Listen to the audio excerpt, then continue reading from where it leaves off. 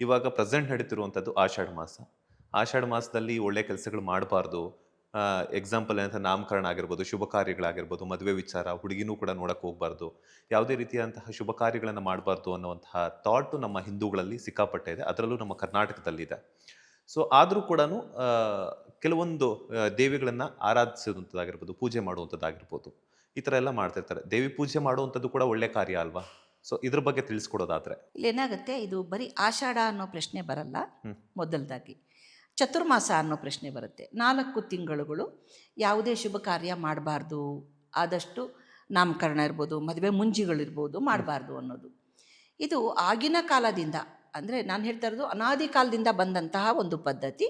ಇದು ಕರ್ನಾಟಕದಲ್ಲಿ ಈಗ ಆಷಾಢ ಆದರೆ ಒಂದೊಂದು ರಾಜ್ಯಕ್ಕೆ ಒಂದೊಂದು ಸಮಯದಲ್ಲಿ ಶ್ರಾವಣ ಆಷಾಢ ಅಂದರೆ ಎಲ್ಲವೆಲ್ಲ ಚೇಂಜ್ ಆಗ್ತಾ ಹೋಗುತ್ತೆ. ಈಗ ನಮಗೆ ಆಷಾಢ ಆದರೆ ತಮಿಳ್ನವ್ರಿಗೆ ಶ್ರಾವಣ ಅಂತಾರೆ. ಆಯಿತಾ? ಅದು ಏನಾಗಿದೆ ಅಂದರೆ ಆ ರಾಜ್ಯದ ಬೆಳೆ ಪ್ರಕಾರ, ಜೀವನ ಶೈಲಿಯ ಪ್ರಕಾರ ಆಷಾಢ ಮಾಸದಲ್ಲಿ ನಾವೇನು ಮಾಡ್ತೀವಿ, ಬಿತ್ತನೆ ಉಳುವಂಥದ್ದು ಮಾಡ್ತೀವಲ್ವ. ಮೊದಲಿನ ಕಾಲದಲ್ಲಿ ಜೀವನ ಶೈಲಿ ಅಥವಾ ಜೀವನೋಪಾಯ ಏನು ಅಂದರೆ ವ್ಯವಸಾಯನೇ. ಹೌದು, ಹೊಲ ಗದ್ದೆಗಳು. ಈಗ ಸಂಕ್ರಾಂತಿಯಲ್ಲಿ ನಾವು ರಾಶಿ ಪೂಜೆ ಮಾಡಿರ್ತೀವಿ. ಸಂಕ್ರಾಂತಿ ಹಬ್ಬದಲ್ಲಿ ರಾಶಿ ಪೂಜೆ ಅಂತ ಮಾಡ್ತೀವಿ. ಅಂದರೆ ಬೆಳೆ ಎಲ್ಲ ಬಂದಿರುತ್ತೆ, ಅದನ್ನೆಲ್ಲ ಹಾಕಿಬಿಟ್ಟು ಕಬ್ಬನ್ನೆಲ್ಲ ಇಟ್ಬಿಟ್ಟು ಪೂಜೆಯನ್ನು ಮಾಡುವಂಥದ್ದು ರಾಶಿ ಪೂಜೆ ಅಂತೀವಿ. ಅಲ್ಲಿಂದ ಇಲ್ಲಿ ತನಕ, ಜುಲೈ ತನಕ 6 ತಿಂಗಳು 5 ತಿಂಗಳು ಗ್ಯಾಪಲ್ಲಿ ಏನಾಗುತ್ತೆ, ನಿಮಗೆ ಬೀಜಗಳು ಅಂದರೆ ಬಿತ್ತನೆಗೆ ರೆಡಿ ಮಾಡ್ಕೊಂಡಿರ್ತಾರೆ. ಬೀಜಗಳು ಮೆಕ್ಕೆಜೋಳ ಇರ್ಬೋದು, ಜೋಳ ಇರ್ಬೋದು, ಇದೆಲ್ಲ ಬೀಜಕ್ಕೆ ಬಿಟ್ಕೊಂಡು ಈಗ ಬಿತ್ತನೆ ಕಾಲ ಅಂದಾಗ, ಮುಖ್ಯ ಜೀವನೋಪಾಯವೇ ವ್ಯವಸಾಯ ಉಳಿಮೆ ಅಂದಾಗ, ಆ ಸಂದರ್ಭದಲ್ಲಿ ಮದುವೆ ಮುಂಜಿ ಕಾರ್ಯಕ್ರಮಗಳು ಅಂದರೆ ಮೊದಲಿನ ಕಾಲದಲ್ಲಿ ಒಂದೊಂದು ತಿಂಗಳು ಇರ್ತಿತ್ತು. ಒಂದು ಮದುವೆ, ಒಂದು ಮುಂಜಿ ಅನ್ನೋದು ದಿನಂಪ್ರತಿ ಒಂದೊಂದು ರೀತಿಯಾದಂತಹ ಆಚರಣೆಗಳನ್ನು ಮಾಡಿಕೊಂಡು 1 ತಿಂಗಳ ಕಾಲ ಮದುವೆಗಳನ್ನು ಮಾಡೋರು. ಈ 1 ತಿಂಗಳು ಮುಂಜಿ ಅಂದರೆ ಈ ಶುಭಾರಂಭಗಳಲ್ಲಿ ಒಂದು ಕಾರ್ಯಕ್ರಮಗಳಲ್ಲಿ ಅವರು ಎಂಗೇಜ್ ಆಗಿಬಿಟ್ರೆ ಬಿತ್ತನೆ ಆಗಲ್ಲ. ಇದು ಮೂಲ ಧ್ಯೇಯ ಇದ್ದಿದ್ದವ್ರದ್ದು. ಇಲ್ಲೇನಾಗಿದೆ, ಅರ್ಧ ತಿಳುವಳಿಕೆ ಹರಡ್ತಾ ಬರ್ತಾ ಇದೆ. ಈಗ ಅರ್ಧ ತಿಳುವಳಿಕೆ ಅಂದರೆ ಈಗ ಬಿತ್ತನೆ ವರ್ಷಕ್ಕೆ ಒಂದೇ ತೆಗಿಯಲ್ಲ, 4 ತೆಗಿತಾರೆ. ಹೌದು.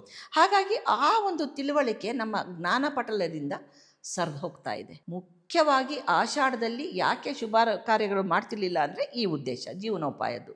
ಇದನ್ನು ಹೊರತುಪಡಿಸಿ ನೀವು ಕೇಳಿದ್ರೆ ದೇವಿ ಪೂಜೆ ಮಾಡಲ್ವಾ, ದೇವಿ ಪೂಜೆ ಮಾಡ್ತಾರಲ್ವಾ, ಅದು ಒಳ್ಳೇದಲ್ವಾ ಅಂತ ಹೇಳಿ.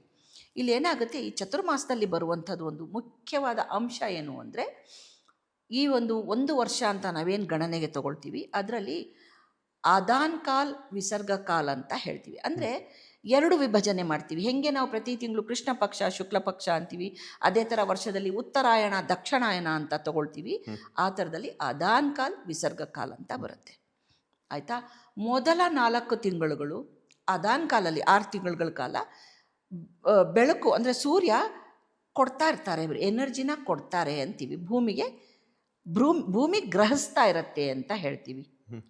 ವಿಸರ್ಗ ಕಾಲಲ್ಲಿ ಏನಾಗ್ತಾ ಇರತ್ತೆ, ವಾಪಸ್ ಇವಾಪ್ರೇಟ್ ಆಗಿ ಕಾಸ್ಮಿಕ್ ಎನರ್ಜಿ ಕಡೆ, ಅಂದರೆ ಆಕಾಶ ಅಂತೀವಿ, ಸೂರ್ಯ ಅಂತೀವಿ, ಅದ್ರ ಕಡೆಗೆ ಮೂವ್ ಆಗ್ತಾ ಇರುತ್ತೆ. ಹೇಗೆ ಇವಾಗ ಇದು ನೀರೆಲ್ಲ ಆವಿಯಾಗಿ ಮೇಲಕ್ಕೆ ಹೋಗುತ್ತಲ್ವ, ಆ ರೀತಿಯಲ್ಲಿ ಎನರ್ಜಿ ವಾಪಸ್ ಹೋಗ್ತಾ ಇರತ್ತೆ ಅನ್ನೋದು ಆಯುರ್ವೇದ ಪದ್ಧತಿಯಲ್ಲಿ ಹೇಳ್ತಾರೆ.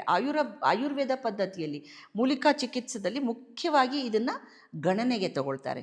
ಈ ಸಂದರ್ಭದಲ್ಲಿ ಯಾವುದೇ ಕೆಲವೊಂದು ಮೆಡಿಸಿನ್ಸು ಕಟ್ ಮಾಡಲ್ಲ, ಔಷಧಿನಿಯ ಗುಣ ಇರಲ್ಲ. ಈಗ ಚಿಗುರ್ತಾ ಇರುತ್ತೆ, ಕೆಲವೆಲ್ಲ ಈಗ ಚಿಗುರ್ತಾ ಇರುತ್ತೆ, ಅದರಲ್ಲಿ ಇರೋಲ್ಲ ಅಂದರೆ ಅನ್ನುವಂಥದ್ದು ಒಂದು ಪದ್ಧತಿ ಇರುತ್ತೆ. ಹಾಗಾಗಿ ಈ ಚತುರ್ಮಾಸ ಅಥವಾ ಆಷಾಢದಲ್ಲಿ ಹೆಚ್ಚಾಗಿ ಇದು ಏನಂತೀವಿ, ಬ್ಯಾಕ್ಟೀರಿಯಲ್ ಇನ್ಫೆಕ್ಷನ್ ಆಗೋದು, ವೈರಲ್ ಇನ್ಫೆಕ್ಷನ್ ಆಗೋದು, ಒಬ್ಬರಿಂದ ಒಬ್ಬರಿಗೆ ಹರಡುವಂತಹ ಸಾಂಕ್ರಾಮಿಕ ರೋಗಗಳ ತೊಂದರೆ ಜಾಸ್ತಿ ಇರ್ತಿತ್ತು. ಈಗಲೂ ಅದನ್ನು ನಾವು ನೋಡ್ತಾ ಇದ್ದೀವಿ. ಕೆಲವೊಂದು ಅದೇನೋ ಫ್ಲೂ ಬಂತು, ಅದೇನೋ ವೈರಲ್ ಇನ್ಫೆಕ್ಷನ್ ಆಯಿತು, ವೈರಲ್ ಫೀವರ್ ಬಂತು ಅಂತ ಹೆಸರುಗಳು ಬದಲಾಗಿದೆ, ತೊಂದರೆಗಳು ಅದೇ ಇದೆ. ಅದರ ರಿಸಲ್ಟ್ ಸ್ವಲ್ಪ ಹೆಚ್ಚಾಗಿದೆ ಈಗ. ಯಾಕೆ ಅಂದರೆ ನಮ್ಮ ಜೀವನ ಶೈಲಿ, ನಮ್ಮ ಆಹಾರ ಪದ್ಧತಿ ಮತ್ತು ನಮ್ಮ ಜೀವನ ಶೈಲಿಯೇ ನಮ್ಮ ದೇಹವನ್ನು ಹಾಳು ಮಾಡ್ತಾ ಇದೆ. ಕೆಲವ್ರು ಹೇಳ್ತಾರೆ ಎಂಥದ್ದು ಇಮ್ಯುನಿಟಿ ಪವರ್ ಇಲ್ಲ, ಅಂದರೆ ರೋಗ ನಿರೋಧಕ ಶಕ್ತಿ ಇಲ್ಲ ಅನ್ನುವಂಥದ್ದನ್ನು ಹೇಳ್ತಾರಲ್ವ. ಮೊದಲಿನ ಕಾಲದಲ್ಲಿ ಆ ಪ್ರಶ್ನೆನೇ ಬರ್ತಾ ಇರಲಿಲ್ಲ. ಯಾಕೆ ಅಂದರೆ ಆಗಿನ ಕಾಲದಲ್ಲಿ ಆಹಾರ ಪದ್ಧತಿ ಬಹಳ ಪಕ್ಕಾ ಇರೋದು. ಇವತ್ತಿಗೂ ಮತ್ತೂರು ಅನ್ನೋ ಊರಲ್ಲಿ ಒಂದು ಹೋಟ್ಲಿಲ್ಲ, ಒಂದು ಲಾಡ್ಜ್ ಇಲ್ಲ. ಅವರ ಆಹಾರ ಪದ್ಧತಿ ಪ್ರತಿಯೊಬ್ಬರು ಮನೆಯಲ್ಲೇ ಮಾಡ್ಕೊಂಡು ಊಟ ಮಾಡ್ತಾರೆ ಹೊರತು ಹೊರಗಿಂದ ಏನೂ ಇಲ್ಲ ಅಲ್ಲಿ. ಮತ್ತೂರು ಶಿವಮೊಗ್ಗದ ಹತ್ರ ಇದೆ. ಅಲ್ಲಿಯ ಭಾಷೆಯೇ ಸಂಸ್ಕೃತ. ಇವತ್ತಿಗೂ ಅವರು ಅಲ್ಲಿ ಅಂಗಳಕ್ಕೆ ಸಗಣಿ ನೀರು ಹಾಕಿಬಿಟ್ಟು ರಂಗೋಲೆ ಇಡ್ತಾರೆ ಈವನ್ ಟುಡೇ. ಅಂದರೆ ಅದೆಲ್ಲವೂ ಕೂಡ ನಮಗೆ ರೋಗ ನಿರೋಧಕ ಶಕ್ತಿಯನ್ನು ಹೆಚ್ಚಿಸೋದು, ನಮಗೆ ರಕ್ಷಿಸೋದು.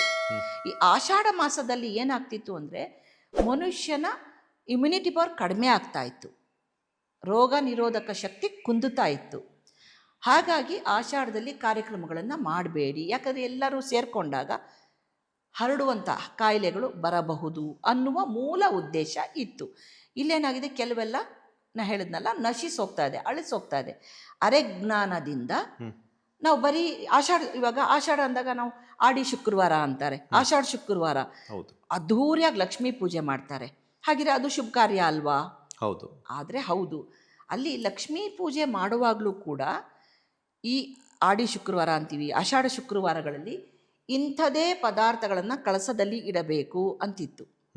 ಇವಾಗ ಏನಾಗಿದೆ, ಆರ್ಟಿಫಿಷಿಯಲು ಇದು ಕೈ ಕಾಲು ಗೊಂಬೆ ಎಲ್ಲ ಮಾಡಿ ನಾವಿಟ್ಟು ಕಣ್ಣಿಗೆ ಅಲಂಕೃತವಾಗಿ ನಾವು ಸಂತೋಷದಿಂದ ಮಾಡ್ತಾ ಇದ್ದೀವಿ.